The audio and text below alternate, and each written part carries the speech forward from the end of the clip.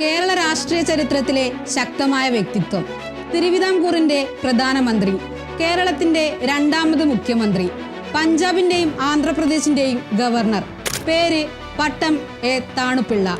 1885 തിരുവനന്തപുരം പട്ടത്ത് ജനിച്ച അദ്ദേഹം 1928 തിരുവിതാംകൂർ നിയമസഭയിൽ അംഗമായി തെരഞ്ഞെടുക്കപ്പെട്ട പട്ടം താണുപിള്ള തിരുവിതാംകൂർ സ്റ്റേറ്റ് കോൺഗ്രസിന്റെ സ്ഥാപക നേതാക്കളിൽ ഒരാളും സ്വാതന്ത്ര്യ സമരത്തിലെ മുന്നണി പോരാളിയുമായിരുന്നു.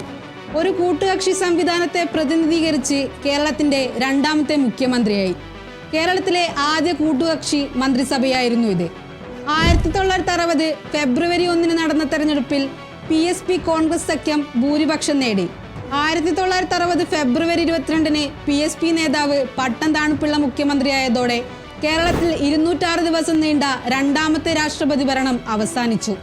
947 ദിവസം മാത്രം അധികാരത്തിലിരുന്ന പട്ടം താണുപിള്ള പഞ്ചാബ് ഗവർണറായി നിയമിക്കപ്പെട്ടതോടെ 1962 സെപ്റ്റംബർ 26 രാജിവെച്ചു. EMS ഗവൺമെന്റിനെ പിരിച്ചുവിട്ട് രാഷ്ട്രപതി ഭരണത്തിന് ശേഷം 1960 പ്രജാ സോഷ്യലിസ്റ്റ് പാർട്ടിയുടെ നേതൃത്വത്തിലാണ് പട്ടം താണുപിള്ള മുഖ്യമന്ത്രിയായത്. പട്ടം മണ്ഡലത്തിൽ നിന്ന് മത്സരിച്ച് 1960 മുതൽ 1962 വരെ കേരളത്തിന്റെ മുഖ്യമന്ത്രിയായും അദ്ദേഹം പ്രവർത്തിച്ചു.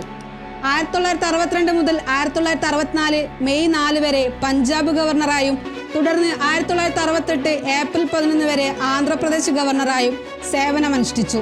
1970 ജൂലൈ 27 അന്തരിച്ചു.